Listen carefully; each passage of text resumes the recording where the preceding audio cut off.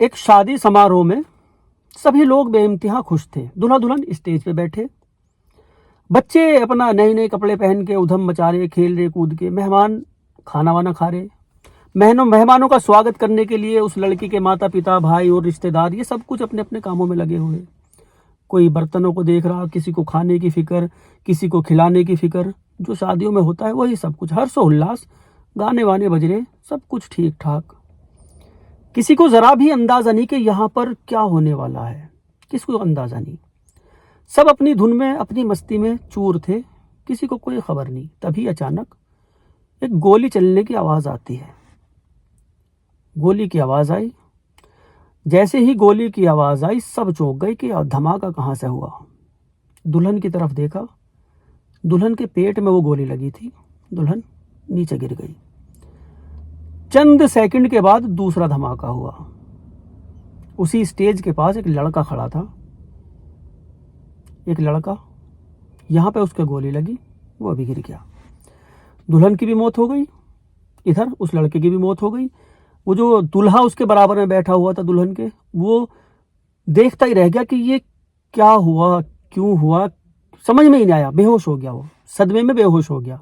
उसको हॉस्पिटल लेके गए, दूल्हे को।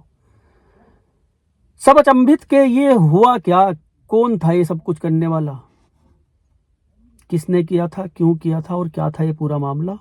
आइए सब कुछ जानते हैं इस वीडियो में विस्तार से। उत्तर प्रदेश का रायबरेली, यहाँ पर एक थाना गजियापुर थाना पड़ता है ये, और इस गजियापुर में एक गांव पड़ता है, शेखपुरा समोधा नाम है इस गांव का। यहाँ के रहने वाले पुत्तीलाल लोध, ये एक किसान थे। इनकी पत्नी थी सुनीता। दो इनकी बेटियां थी, एक बेटी का नाम था माया और एक का आशा। इनका बेटा था उमेश। अच्छा खासा इनका घर परिवार, किसान, खेती किसानी से जो आमदनी हुआ करती थी उसी से घर का गुजर बसर चला करता था। बच्चों को अच्छे स्कूलों में पढ़ा रहे थे। आशा बड़ी थी, माया छोटी थी। आशा भी स्कूल जाया करती थी। थोड़ी जवान हुई, लड़कों की नजरें इसके ऊपर दौड़ने लगी। लड़के अपना जिस तरह कमेंट पास कर देते इस तरह करने लगे इसके साथ भी। ये किसी लड़के को पसंद नहीं किया करती थी। सब कुछ इसी तरह अपना चलता रहा। इसी मोहल्ले का, जहाँ की आशा रहने वाली थी, इसी मोहल्ले में एक किसान और रहा करते थे। जागेश्वर इनका नाम था। इनका एक बेटा था विजेंद्र कुमार। ये भी उसी स्कूल में पढ़ने जाया करता था जिसमें आशा पढ़ने जाया करती थी। और दोनों की रास्ते में बातें भी हो जाया करती थी। मोहल्लेदार थे, मोहल्ले में रहन सहन था इनका। यही सब कुछ इनका दोनों का चलता रहता था। प्यार मोहब्बत की कोई नहीं, बस दोस्ती थी दोनों में। अब दोस्ती ये दोनों धीरे धीरे यौवन अवस्था में कदम रखने लगे, जवानी के कदम रखने लगे। जवानी में दोनों ने मशवरा किया कि इसको लगने लगा विजेंद्र को कि ये उससे प्यार करता है, आशा से कहने के लिए उसने कोशिश की, कई बार कोशिश की, इससे कहा नहीं गया। एक दिन हिम्मत सी करके ये आशा के पास गया। आशा से कहा कि मैं तुझसे कुछ बात करना चाहता हूँ। आशा ने कहा हाँ बता क्या बात है। रोज बात होती थी इनकी, कोई ऐसी बात नहीं। उसने कहा यहाँ नहीं, मुझे बगीचे में मिल। गांव का एक बगीचा था इनके, वहां मिलने की बात की। और आशा ने हाँ की ना की, ये चुप बोल के इसको चला गया कि आई जाएगी। आशा भी सोचने लगी कि पता नहीं उससे आज क्या बात करेगा। बगीचे में बुलाया। अब ये आशा बगीचे में पहुंच गई। वो इंतजार कर रहा था वहां। कहा कि हाँ बताओ क्यों बुलाया। इसने कहा मुझे उम्मीद थी तू आएगी जरूर। तो हाँ तो आ जाऊंगी, आ गई, क्या बात। इसने अपने प्यार का इजहार किया कि मैं तुझसे प्यार करता हूँ। आशा मुस्कुराई तो आशा के दिमाग में भी ऐसी ही बात थी। दोनों का प्यार प्रसंग चलने लगा और अक्सर उसी बगीचे में ही मिला करते थे। कभी स्कूल में कहीं, कभी कहीं। विजेंद्र के पास एक बाइक हुआ करती थी, उस बाइक से कभी कभी ये बरेली भी घूमने के लिए चले जाया करते थे, रायबरेली। कभी ये जो गाजीपुरा थाना था, ये कस्बा था एक, ये वहां पे जाया करते थे। काफी बार ये बरेली गए, वहां गए। कुछ लोगों ने इनको देख भी लिया घूमते फिरते। अब लोगों ने देखा तो एक दूसरे के घर में इनके शिकायतें भी गई कि वो बच्चे वहां पे घूम रहे थे इस तरह से, स्कूल नहीं गए, स्कूल मिस कर दिया करते थे। लड़की के पिताजी को पता लगा इस चीज के बारे में, उधर लड़के के पिताजी को भी पता लगा। दोनों को समझाया, पाबंदियां लगाई, पाबंदी लग गई तो ये घर में बैठ गए, मिलना चिलना बंद। लेकिन चोरी छुपे फोन पे बात करनी इन्होंने बंद नहीं की। मिलना तो होता नहीं था लेकिन बात हो जाया करती थी। दिल की प्यास फोन पे अपना बिटा लिया करते थे। एक रोज रात को जो सुनीता थी आशा की माँ, उसने इसको आशा को किसी से बात करते हुए देखा। देर रात को ये फ़ोन पे बात कर रही थी। माँ ने मोबाइल छीन लिया, किससे बात कर रही इसको समझाया, इसको दुहाई दी, इसको इज्जत का वास्ता दिया कि तू अभी भी नहीं मानी, तब तुझे समझाया था। अपने शोहर से भी कहा, उन्होंने भी इसको समझाया आशा को, खानदान का हवाला दिया, बेटी के बारे में, मान मर्यादा के बारे में बताया। पिताजी ने कहा बेटी की इज्जत और औरत की इज्जत वही है एक सफ़ेद चादर, दाग इतनी सी भी चीज़ से लग जाता है तो तू ये दाग लगाने का काम मत कर, हमें मजबूर मत कर कि हम अब खुद भी आत्महत्या कर लें। बेटी मान गई। फ़ोन मम्मी पापा को दे दिया और विजेंद्र से बात करनी बंद। विजेंद्र फ़ोन मिलाता रहता था, उधर से स्विच ऑफ, मिलना भी बंद, बात करना भी बंद, यही सब कुछ अपना।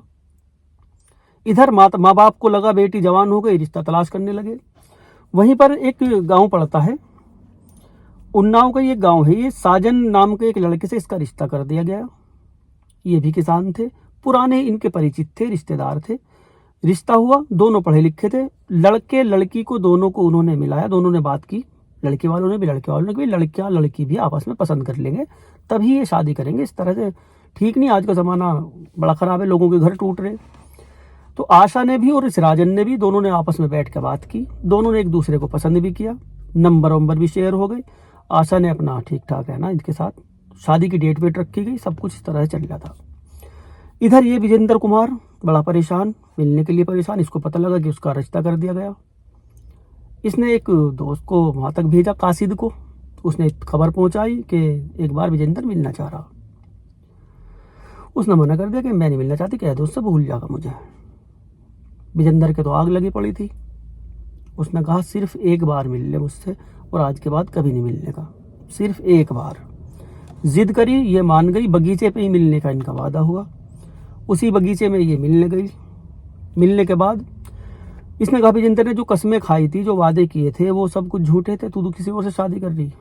उसने कहा कि मेरे माता पिता की मान मर्यादा मेरे लिए सबसे पहले है, और जो हमारे बीच हुआ वो एक नादानी समझ के भूल जाओ, ये प्यार व्यार नहीं था, बस अब मुझे भूल जाओ, मैं वहाँ से उससे शादी करने वाली हूँ।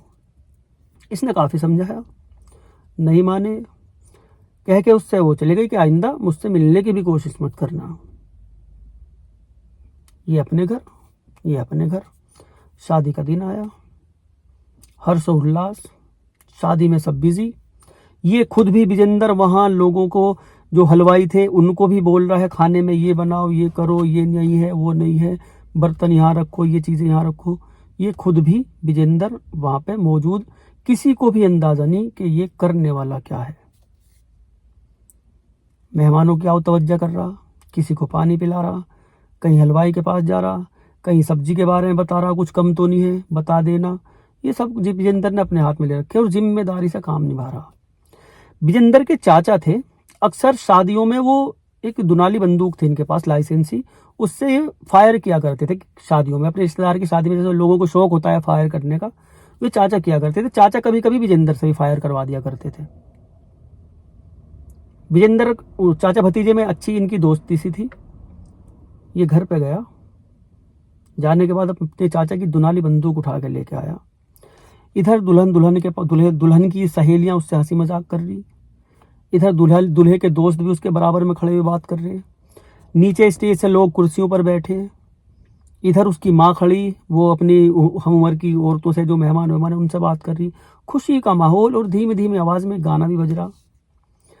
सनम बेवफा फिल्म इसने देखी थी, वो बेवफा सनम, उसमें भी ऐसी एक लड़की ने शादी की थी। सनम बेवफा फिल्म देखी थी लास्ट बार इसने, और उसी से प्रेरित होकर इसने इस कदम को उठाया था।